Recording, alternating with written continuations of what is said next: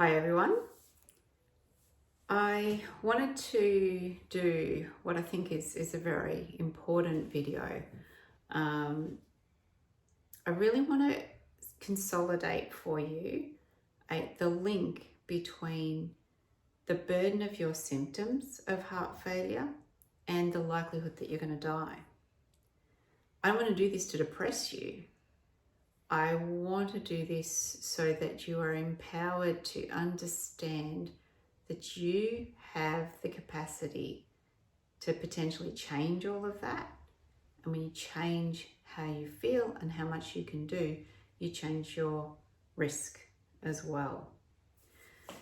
So the key message is this: the higher the burden of your symptoms, and by that we're really looking at, how much fluid you're retaining and how short of breath you are, and whether or not you can actually do stuff.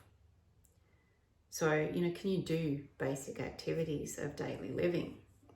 Dress, shower, change, walk, do a little bit of housework, potter around. Can you walk on the flat? Can you walk on an incline? How much of that can you do? And are you actually free to do without any restrictive symptoms from your heart? So patients who have a high burden of symptoms like this, struggling to breathe, just doing simple activities like brushing their hair, washing their hair, showering, changing clothes, they die almost twice as often as patients who are relatively well despite having sick hearts. So, bottom line is this: you can have a sick heart, but if you are not feeling sick, if you feel well and you are able to do most things, then your chances of dying are less than the person who struggles to do everything. There are quite good survival curves that demonstrate this very well. They've been shown in multiple trials for heart failure. But again, the importance of this is that if you can work to getting to a point where you improve yourself from not being able to do very much at all to being able to do quite a lot of things without symptoms, your survival is likely to be much, much better. Your chances of being hospitalized will be much, much lower, and you're going to live a much better quality of life. Quite likely, you're going to live longer. So again, I don't tell you this to scare you. I tell you this so that you know there's an opportunity to do something about it. Now, obviously, you're going to need to work with your heart failure specialist, and they're going to need to optimize whatever needs to be optimized in your treatment to be able to get you there. But you have a really important role to play here too, and that cannot be underestimated, because all the medications on their own are not necessarily going to do the job. Keys to getting the best quality of life and the best survival in heart failure are getting your fluid balance right in your body, not having excess water held all in your tissues, in your lungs, and getting the medications right is, yes, of course, important, but your doctor will help to do that.